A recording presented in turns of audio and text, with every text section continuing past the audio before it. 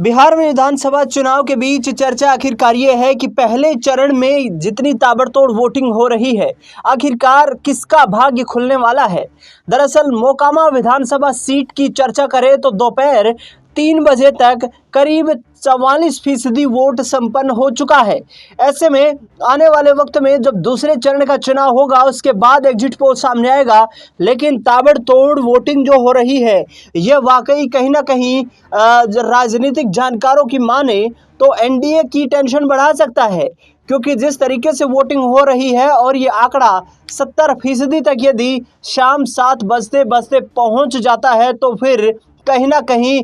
जो चुनाव नतीजे हैं वो देखना बेहद दिलचस्प हो जाएगा। लेकिन आपको बता दें कि मोकामा में दो बाहुबली एक दूसरे को टक्कर दे रहे हैं, जिसमें एक तरफ अनंत सिंह है तो दूसरी तरफ आरजेडी की टिकट पर बाहुबली सूरजभान सिंह की पत्नी वीणा देवी चुनाव लड़ रही है। बता दें आपको कि वीणा देवी ने स्पष्ट तौर पर कहा है कि बिहार में मोकामा की जनता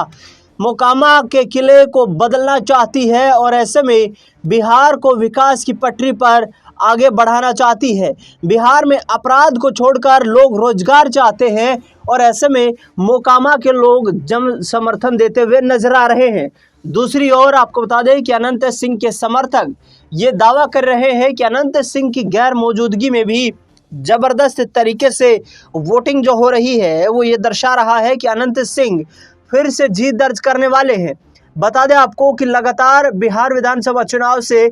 छिटपुट घटनाएं सामने आ रही हैं। मोकामा में रिकॉर्ड वोटिंग हो रही है, करीब 44% वोटिंग का आंकड़ा सामने आया है और ऐसे में अब देखना दिलचस्प होगा कि जब फाइनल रिजल्ट आएगा उस दिन किसका भाग्य उदय होता हुआ नजर आएगा। बता दें आपको कि बाहुबली अनंत सिंह और वीणा देवी के बीच ही इस मोकामा विधानसभा सीट पर कड़ी टक्कर देखने को मिल रही है और ऐसे में कहीं ना कहीं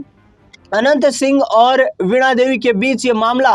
काफ़ी कांटे की टक्कर बन गया है। बता दें आपको कि अनंत सिंह दुलारचंद यादव हत्याकांड के बाद आरोपी बनाए गए थे और उसके बाद उन्हें जेल भेज दिया गया, जबकि उनका चुनाव प्रचार उनकी पत्नी नीलम देवी और केंद्रीय मंत्री ललन सिंह ने संभाला। बता दें कि केंद्रीय मंत्री ललन सिंह पर भी भड़काऊ भाषण देने के आरोप में मोकामा में एफआईआर दर्ज करवाई गई। चुनाव आयोग की तरफ से ये एफआईआर हुई थी, लेकिन तमाम घटनाक्रम के बाद मोकामा में ताबड़तोड़ वोटिंग हो रही है और ये ताबड़तोड़ वोटिंग क्या संकेत देती है इसका खुलासा 14 नवंबर को मतगणना के वक्त पर ही हो पाएगा। फिलहाल इस खास रिपोर्ट में इतना ही।